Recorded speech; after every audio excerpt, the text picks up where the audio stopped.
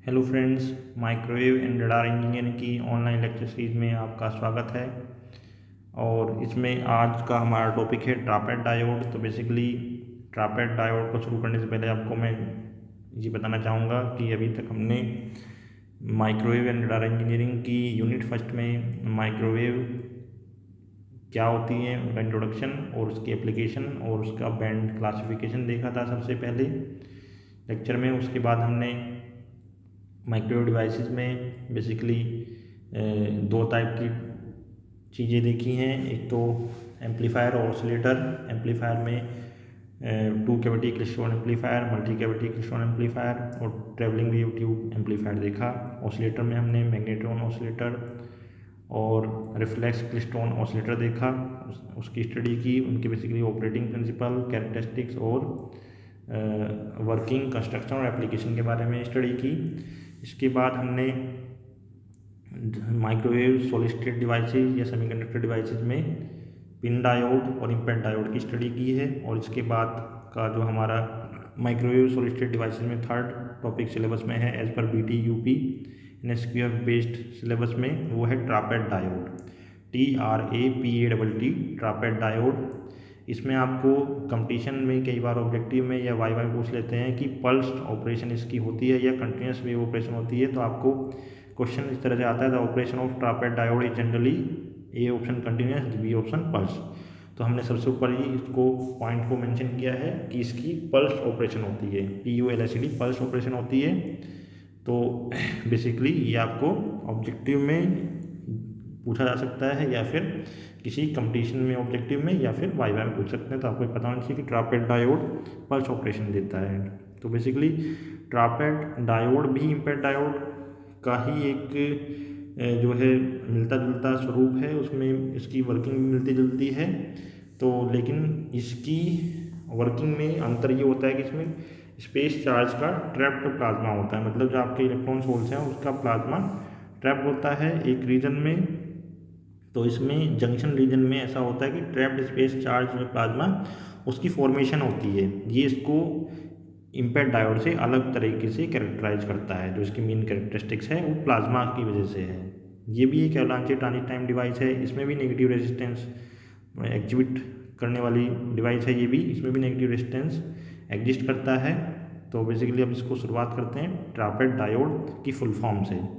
इसकी full form है trapped plasma एवलांचे triggered transit diode. Trapped diode means trapped plasma एवलांचे triggered transit diode, ये मैंने इसमें लिखी हुई है।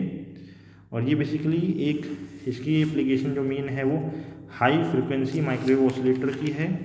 तो बेसिकली ये जो ट्रैप डायोड है उसकी फुल फॉर्म है trapped plasma एवलांचे triggered transit diode है।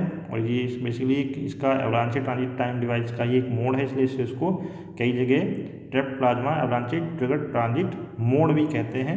ठीक है, यह एक हाई एफिशिएंसी वाला माइक्रोवेव ऑसिलेटर होता है और जो कई सौ मेगाहर्ट्ज से कई गीगाहर्ट्ज तक की तरंगें उत्पन्न कर सकता है। ठीक है, तो इसमें basically high efficiency microwave oscillator point है इसका, मतलब ये उच्च दक्षता हाई एफिशिएंसी वाला माइक्रोवेव ऑसिलेटर होता है। और इसकी फ्रीक्वेंसी रेंज जो ये फ्रीक्वेंसी प्रोड्यूस कर सकता है वो कई सौ मेगाहर्ट्ज से लेके कई गीगाहर्ट्ज तक की रेंज की कर सकता है, 100 मेगाहर्ट्ज टू गीगाहर्ट्ज रेंज। ये एक पीक पावर डायोड भी होता है, कह सकते हैं इसको। और इसकी कंस्ट्रक्शन की हम बात करें तो यह एक पीक पावर डायोड होता है जिसकी कंस्ट्रक्शन N+P या P+N टाइप की होती है। इसमें से एक कंस्ट्रक्शन आपको यहाँ दिखाई दे सकती है, P+ then N then N+। तो इसमें P+N+N+ दिखाई गई है, लेकिन N+P P+ भी हो सकती है। ठीक है, तो इस कंस्ट्रक्शन की हम बात कर रहे हैं। तो इसमें आपको जो डायग्राम दिखाया गया है ये एशियन पब्लिकेशन की राहुल वाधवाजे की बुक से लिया गया है, फिगर 2.21 चित्र 2.21। इसमें P+N+N+ स्ट्रक्चर का यूज किया गया है और ये जंक्शन इसमें P+N है। इसी जंक्शन पे बेसिकली एवलांचे रीजन है, या ये कह लीजिए कि यही इसमें ही ट्रैप्ड एवलांचे रीजन इसको नाम दिया गया है P+N जंक्शन को। इसमें ही एवलांचे मल्टीप्लिकेशन होना है और उसके बाद जो ड्रिफ्ट होना है वो आपका स्पेस n+ है, और जो ये n+ के बीच में दिखाया गया है वहाँ पर बेसिकली एक ग्रेजुअल इंक्रीज होता है डोपिंग का। तो ये लिखा हुआ है there is a gradual increase in doping level from here, यहाँ से मतलब जो n की बात है और n+ के अंदर तक इसमें जो है एक डोपिंग का लेवल बढ़ता चला जाता है। There is a gradual increase in doping level from here, मतलब जस्ट एब्रप्ट चेंज नहीं होता है डोपिंग का, ग्रेजुअल इंक्रीज होता है डोपिंग में। और इसमें जो P+ है उसके साइड में कैथोड है वो पॉजिटिव पोटेंशियल पर है, to cathode heat sink and positive potential, ये आपको ध्यान रखना है। रिवर्स बायसिंग केस में दिखाया गया है P+ पे आपका पोटेंशियल कैथोड की तरफ जा रहा है, और to cathode heat sink and positive potential है, और इधर to anode gold wire contact and negative potential जो राइट साइड में है। ये गोल्ड एलॉय कॉन्टैक्ट्स हैं जो लेफ्ट राइट में है साइड्स में, अराउंड 30 माइक्रोमीटर की इसकी विड्थ है। अब इसकी वर्किंग की हम बात कर रहे हैं। बेसिकली इसमें भी नेगेटिव रेजिस्टेंस ही शो होना है, ठीक है। ये ट्रापेड डायोड भी नेगेटिव रेजिस्टेंस एग्जिबिट करता है, और ये लोअर माइक्रोवेव फ्रिक्वेंसीज पर हाई पल्स पावर प्रदान करता है। अभी बात करते हैं हमने इसकी पल्स ऑपरेशन होती है, वो पल्स ऑपरेशन क्यों होती है वो हम लास्ट में अभी इसमें धीरे धीरे आपको क्लियर करेंगे, ठीक है। क्लियर हो जाएगा जब धीरे धीरे आप पढ़ेंगे इसको आगे। ट्रापेड डायोड भी नेगेटिव रेजिस्टेंस एग्जिबिट करता है, शो करता है, मतलब इसमें भी नेगेटिव रेजिस्टेंस होता है। वोल्टेज बढ़ने से करंट घटेगी, वोल्टेज करंट के बीच में 180 डिग्री का फेज डिफरेंस इसमें भी होगा।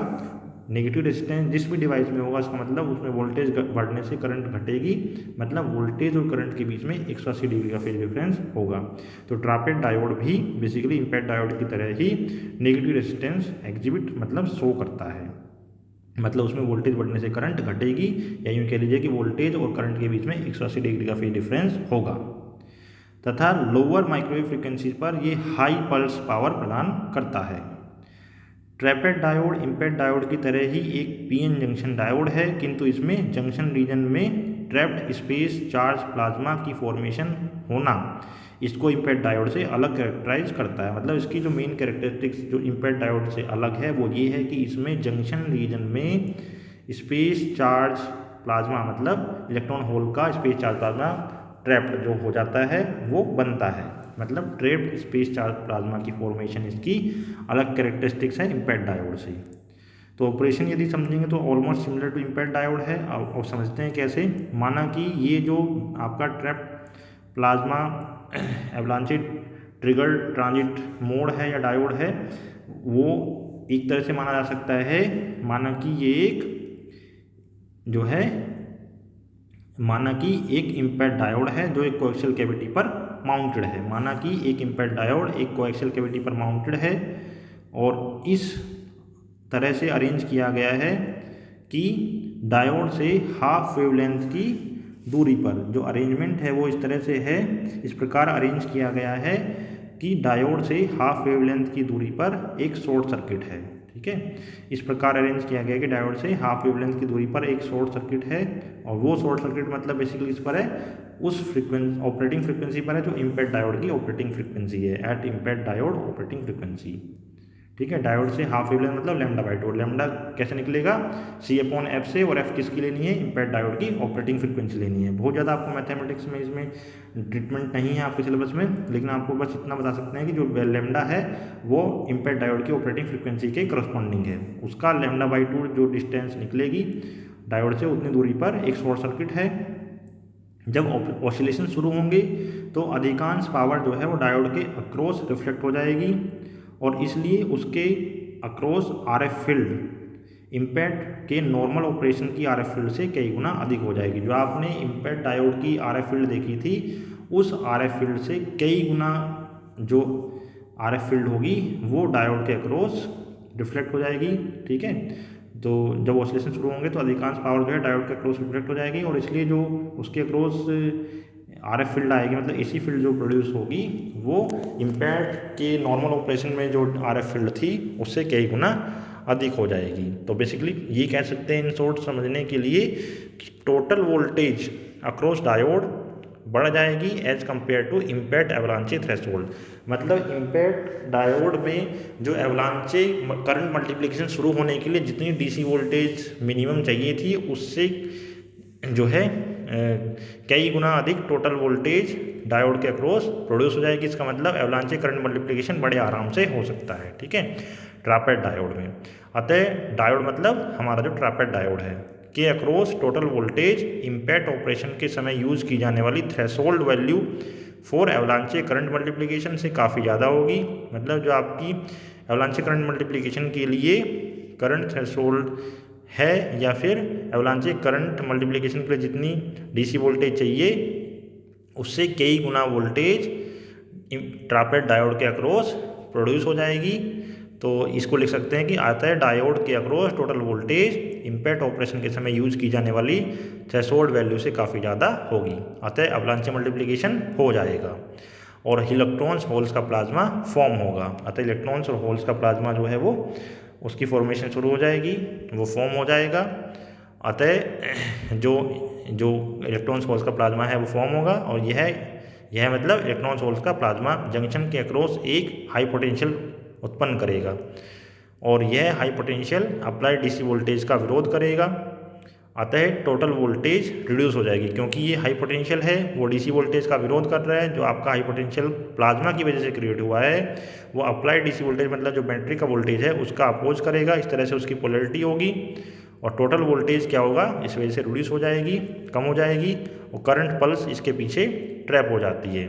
तो बेसिकली क्या होगा, जब यह करंट पल्स ट्रैप होने के बाद ड्रिफ्ट करेगी, ट्रेवल करेगी उसके बाद, तो जब यह current pulse n plus drift region के अक्रॉस ट्रेवल करती है, जो आपका थर्ड रीजन है n प्लस, उसके अक्रॉस ट्रेवल करेगी, उसको ड्रिफ्ट रीजन भी कहते हैं।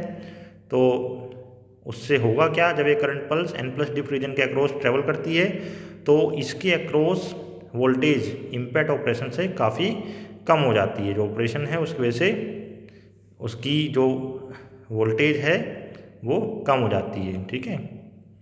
इसके दो प्रभाव होंगे, उसके दो इफेक्ट होंगे। एक तो ड्रिफ्ट वेलोसिटी कम हो जाएगी क्योंकि वोल्टेज कम हो गई है, तो ड्रिफ्ट वेलोसिटी भी कम हो जाएगी और वेलोसिटी कम होगी तो ट्रांजिट टाइम ज़्यादा हो जाएगा क्योंकि टाइम बराबर वेलोसिटी, टाइम बराबर d/v।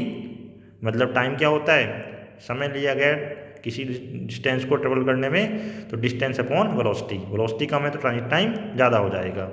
ट्रांजिट टाइम ज़्यादा हो जाएगा तो फ्रीक्वेंसी टाइम के इनवर्सली प्रोपोर्शनल है, तो ट्रांजिट टाइम ज़्यादा हो जाएगा तो फ्रीक्वेंसी कम हो जाएगी। तो बेसिकली किसी थिकनेस के लिए ऑपरेटिंग फ्रीक्वेंसी इम्पैक्ट ऑपरेशन से काफ़ी कम होती है। तो ये कह सकते हैं कि इसमें जो फ्रीक्वेंसी जो है वो किसी थिकनेस के लिए ऑपरेटिंग फ्रीक्वेंसी इम्पैक्ट ऑपरेशन से काफ़ी कम हो जाएगी। तो पहला प्रभाव तो ये होगा, ठीक है। दूसरा, जब करंट पल्स कैथोड पर पहुंचती है तो क्या होगा, डायोड वोल्टेज इम्पैक्ट डायोड से काफ़ी कम होती है। जब करंट पल्स लास्ट में पहुँचेगी तो वोल्टेज भी कम आएगी। तो करंट पल्स कैथोड पर जब पहुँचेगी तो डायोड वोल्टेज इम्पैक्ट डायोड से, मतलब जो इम्पैक्ट डायोड में वोल्टेज थी उससे काफ़ी कम होती है। तो बेसिकली इसमें पावर डिसिपेशन कम होगा और एफिशिएंसी इसकी ज़्यादा होगी। और लास्ट में ये ऑपरेशन क्लास ए ऑपरेशन से मैच करती है कि लगभग समान होती है क्योंकि इसमें करंट जो है पल्सेस के रूप में फ्लो होती हैं। तो इसलिए ये कह सकते हैं कि यह ऑपरेशन पल्स्ड ऑपरेशन होता है।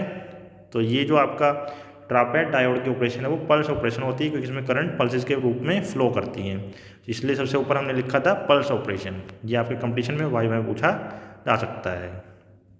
अब बात करते हैं इसकी वोल्टेज या करंट, वोल्टेज और करंट की टाइम के साथ कैरेक्टरिस्टिक्स की, ठीक है। तो बेसिकली वी आई या वी और आई की वर्सेस टाइम कैरेक्टरिस्टिक्स में, तो बेसिकली उसको जानने से पहले आपको एक पॉइंट और बता देते हैं कि ट्रैपेड डायोड में जोन के पीछे की जो लो फील्ड है उस रीजन में ट्रैप्ड इलेक्ट्रॉन्स तथा होल्स डेप्लेशन रीजन को फिल करते हैं। जो ट्रैपेड डायोड है बेसिकली उसमें जो लो फील्ड रीजन में ट्रैप्ड इलेक्ट्रॉन्स होल्स हैं, जो इलेक्ट्रॉन्स और होल्स लो फील्ड रीजन में ट्रैप हुए थे वो डेप्लेशन रीजन को फिल करते हैं, ठीक है। तो यह कार्य कौन करता है, हाई फील्ड एवलांचे रीजन द्वारा किया जाता है जो कि डायोड में प्रोपगेट करती है। जो आपकी हाई फील्ड एवलांचे रीजन है वो उसके द्वारा ये कार्य किया जाता है, जो कि trap electron hole depletion region को फिल करने वाला कार्य है। और इस प्रक्रिया को समझने के लिए आप वोल्टेज करंट वर्सेस टाइम की, वोल्टेज और करंट की टाइम के साथ कैरेक्टरिस्टिक्स या ग्राफ को देख सकते हैं। फिगर 2.2 है, ये राहुल भारद्वाज की बुक से लिया गया है। फिर से V and I versus time, Y axis पे वोल्टेज एंड करंट है और एक्स एक्सिस पे टाइम है। ये बेसिकली कैरेक्टरिस्टिक्स कहलाती है। कैरेक्टरिस्टिक्स या V characteristics, V voltage characteristics with respect time and current characteristics with respect to time, दोनों को एक साथ एक ही ग्राफ पर प्लॉट किया गया है विद रिस्पेक्ट टू टाइम, क्योंकि एक्स एक्सिस कॉमन है। और इसमें जो आपकी डार्क है वो आपकी वोल्टेज है और जो थोड़ी लाइट है वो करंट है। इसमें एरो भी लगाए हुए हैं, बहुत अच्छी बात है। और इसमें पॉइंट आपको दिखाए गए हैं ABCDEFG, ये पॉइंट्स आपके फिर से बाद में A, इसके बाद साइकिल रिपीट होगी, तो ये आपकी वोल्टेज के हैं। और इसके बाद इसमें करंट भी दिखाई गई है। करंट बेसिकली स्क्वायर फॉर्म में है, या आप कह सकते हैं कि पल्स के फॉर्म में है, पॉजिटिव देन नेगेटिव।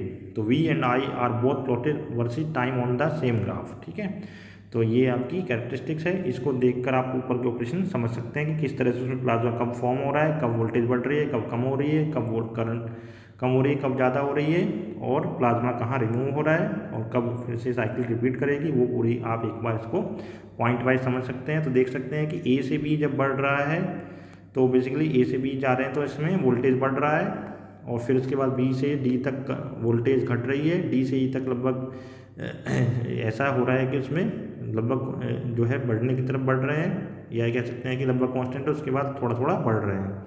E से F तक बढ़ रहे हैं, F से G तक बढ़ रहे हैं, फिर G से A तक वोल्टेज कांस्टेंट हो जा रही है। और इसी रीजन में हम देख सकते हैं कि करंट को भी यदि देखेंगे तो पहली हाफ साइकिल यदि बात करें तो उसमें करंट पॉजिटिव, उसके बाद करंट 0 है, ठीक है।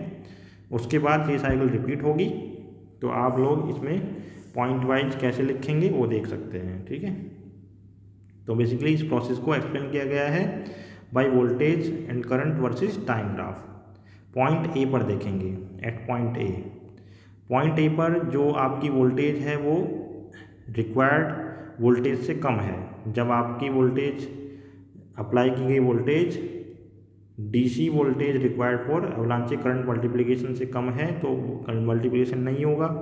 तो बिंदु ए पर वोल्टेज जो है लेस देन है required voltage for एवलांचे breakdown. एवलांचे breakdown से कम वोल्टेज आप लगाओगे तो एवलांचे ब्रेकडाउन कैसे होगा? सीधी बात है कि एवलांचे ब्रेकडाउन के लिए जितना वोल्टेज चाहिए वो एवलांचे ब्रेकडाउन थ्रेशोल्ड कहलाता है, उतनी वोल्टेज आपके पास होनी चाहिए। तो बिंदु ए पर वोल्टेज जो है एवलांचे ब्रेकडाउन हेतु पर्याप्त नहीं होती, अतः ए पर क्या होगा, थर्मल जनरेशन के कारण चार्ज कैरियर्स द्वारा डायोड एक लीनियर कैपेसिटेंस की भांति चार्ज होता है। तो बेसिकली हो क्या रहा है, आपको पता है कि जो वोल्टेज यदि सफिशिएंट नहीं है तो ब्रेकडाउन वोल्टेज से कम है तो मल्टीप्लिकेशन तो होगा नहीं, लेकिन नॉर्मली आपने रिवर्स बायस अप्लाई किया है सपोज दैट, तो आपके पास मैग्नेटिक कैरियर्स का ही फ्लो होगा और थर्मल टेम्परेचर जो आपकी एनर्जी है, थर्मल एनर्जी है, उसकी वजह से भी करंट जो है बेसिकली होती है मैग्नेटिक कैरियर करंट। तो उसी की यहाँ बात कर रहे हैं, थर्मल जनरेशन के कारण चार्ज कैरियर्स जो है उसके द्वारा डायोड जो है एक कैपेसिटर की तरह चार्ज होगा, उसका वोल्टेज बढ़ेगी, तो वोल्टेज बढ़ रही है, ए से बी वोल्टेज बढ़ रही है। तो फिर लिख सकते हैं फ्रॉम पॉइंट ए टू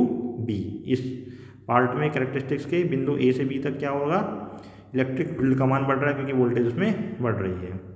ए से बी तक इलेक्ट्रिक फील्ड का मान बढ़ता है, और जब पर्याप्त मात्रा में कैरियर्स जनरेट हो जाते हैं तो क्या होगा, तो डिप्लेशन रीजन में इलेक्ट्रिक फील्ड जो है वो इलेक्ट्रिक फील्ड बढ़ने लगती है।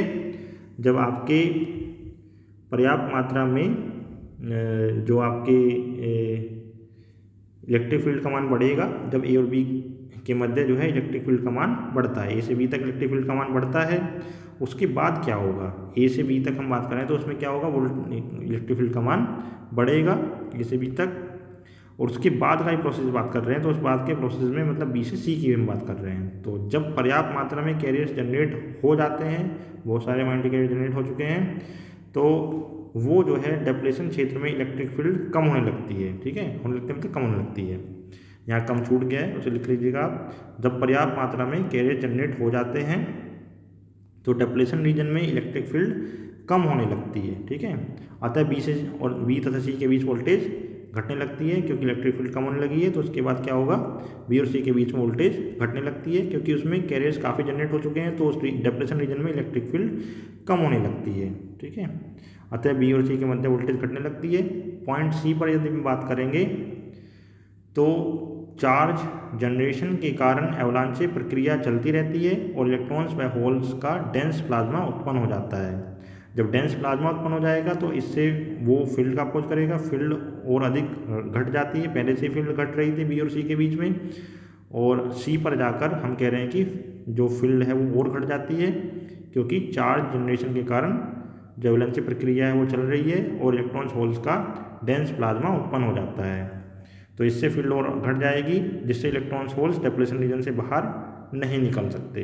ठीक है, डी बिंदु डी पॉइंट है और ई, इसके बीच में बेसिकली हम देख रहे हैं कि प्लाज्मा रिमूव होना चाहिए, वो आगे बढ़ना चाहिए। तो देखते हैं किस पॉइंट पे क्या हम कह सकते हैं। एट पॉइंट डी बेसिकली हो क्या रहा है कि हमने देखा कि सी पर प्लाज्मा जो है वो उत्पन्न होना शुरू हो जाता है और वो ही आपको फील्ड घट रही है और डिप्लेशन रीजन से बाहर नहीं निकल सकते इलेक्ट्रॉन्स होल उस वजह से। एट पॉइंट डी क्या होगा, वोल्टेज पॉइंट डी तक डिक्रीज हो रही है। देख सकते हैं पॉइंट जो है सी के बाद डी तक जाएंगे तो वोल्टेज यहाँ तक घट रही है, उसके बाद बढ़नी शुरू होगी। तो बेसिकली पॉइंट डी जो है लास्ट पॉइंट है जहाँ पर वोल्टेज जहाँ तक डिक्रीज हो रही है विद रिस्पेक्ट टू टाइम। अभी हमने करंट की कोई बात नहीं करी क्योंकि करंट हमारी कांस्टेंट है। ठीक है, तो यहाँ हम कह रहे हैं कि पॉइंट डी तक वोल्टेज जो है वो घटती रहती है, डिक्रीज होती रहती है। प्लाज्मा जो है वो एक बार बन जाता है इलेक्ट्रॉन्स होल्स का, ट्रैप प्लाज्मा है वो, उसको रिमूव होने में काफ़ी समय लग जाता है। प्लाज्मा के क्लियर होने में काफ़ी समय लगता है क्योंकि टोटल जो प्लाज्मा है वो बहुत ज़्यादा है और एक यूनिट समय मतलब 1 सेकंड सपोज या 1 मिनट में जो प्लाज्मा रिमूव हो रहा है या चल रहा के आगे जा रहा है वो जो है उसमें डिफरेंस है काफ़ी, मतलब टोटल प्लाज्मा बहुत ज़्यादा है और जो रेट ऑफ प्लाज्मा रिमूवल है बहुत कम है इसके रिस्पेक्ट में।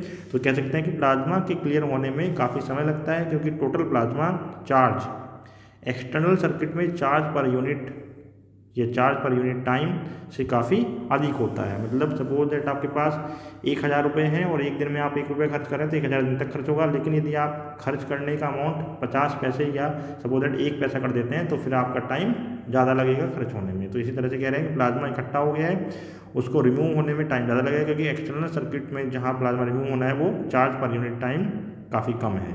तो टोटल प्लाज्मा चार्ज ज़्यादा है एक्सटर्नल सर्किट में चार्ज पर यूनिट टाइम के रिस्पेक्ट में, तो टाइम ज़्यादा लगेगा, काफ़ी समय लग जाता है। एट पॉइंट ई पॉइंट पर क्या है, प्लाज्मा रिमूव होना शुरू हो गया है। बिंदु ई तक प्लाज्मा रिमूव होना शुरू हो जाता है, बिंदु ई तक प्लाज्मा रिमूव हो जाता है। डिप्लेशन लेयर की एक एंड पर इलेक्ट्रॉन्स व होल्स के रेजिडुअल चार्जेस शेष रह जाते हैं। मतलब हम कह रहे हैं कि थोड़े बहुत चार्जेस शेष रह जाते हैं। जो एक एंड है डिप्लेशन लेयर का, उसके एक एंड पर इलेक्ट्रॉन्स होल्स का जो रेजिडुअल चार्जेस है, अवशेष चार्ज है, वो शेष रह जाते हैं। From point E to F क्या है, देख सकते हैं ग्राफ से वो वोल्टेज बढ़ रही है।